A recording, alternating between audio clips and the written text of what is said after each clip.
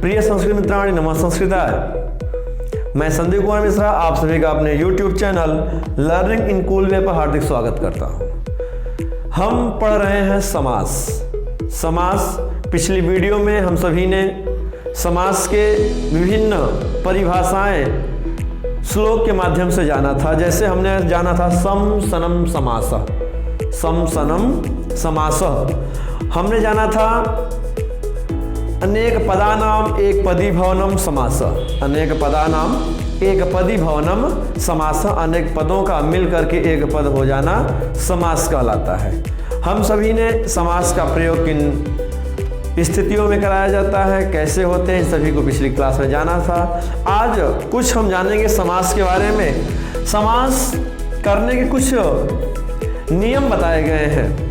जो वैयाकरण थे उन वैयाकरणों ने सूक्ष्म से सूक्ष्म नियम भी प्रस्तुत किए हैं। ऐसा नहीं है कि किसी भी पद का किसी भी पदों के साथ समास हो जाएगा।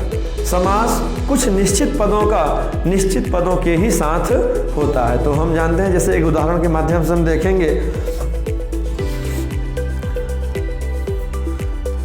जैसे एक उदाहरण है, रघुवंश का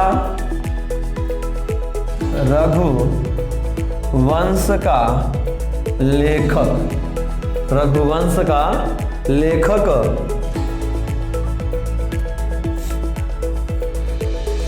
कालिदास, रघुवंश का लेखक कालिदास प्रसिद्ध कवि था। रघुवंश का लेखक कालिदास प्रसिद्ध कवि था या एक प्रसिद्ध कवि था। अगर हम इसका संस्कृत में अनुवाद करते हैं तो कुछ इस तरीके से होगा।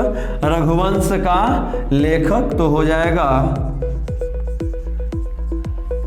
रघुवंशस्य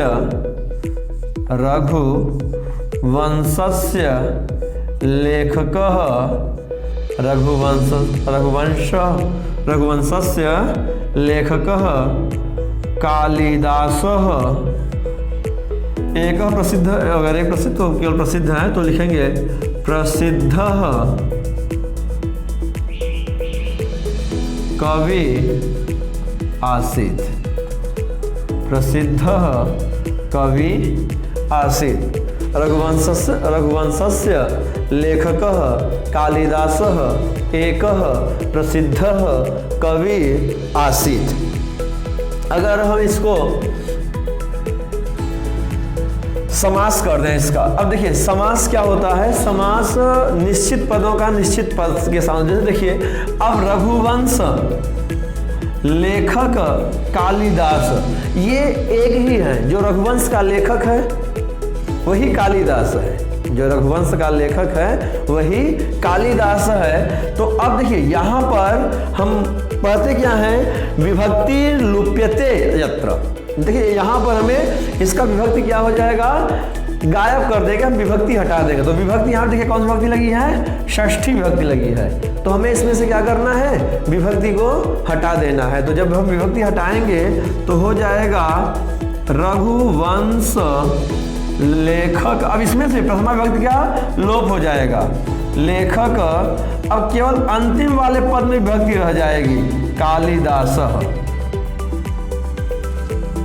ये हो गया 3 पदों का समास। रघुवंशस्य लेखकः कालिदासः, इसका समास हो गया रघुवंश लेखक कालिदासः। रघुवंश लेखक कालिदास। अब देखिए प्रसिद्ध कवि है, तो इसका हम क्या करेंगे, समास करेंगे। ये हो जाएगा प्रसिद्ध कवि है। तो रघुवंश लेखक कालिदास प्रसिद्ध कवि, और ये आपका अकेले पद रह जाएगा आसीत्।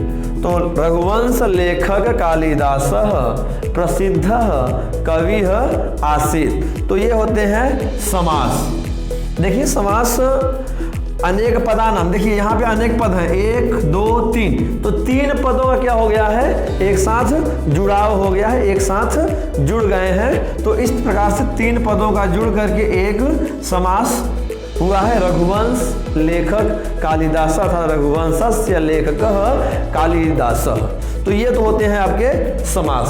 हम आपको इसके बाद बताएंगे समास के भेद, और समास के भेद में कुल कितने का अध्ययन करेंगे हम, एक एक करके जानेंगे अपनी अगली वीडियो। फिलहाल इसमें इतना ही। नमः संस्कृताय।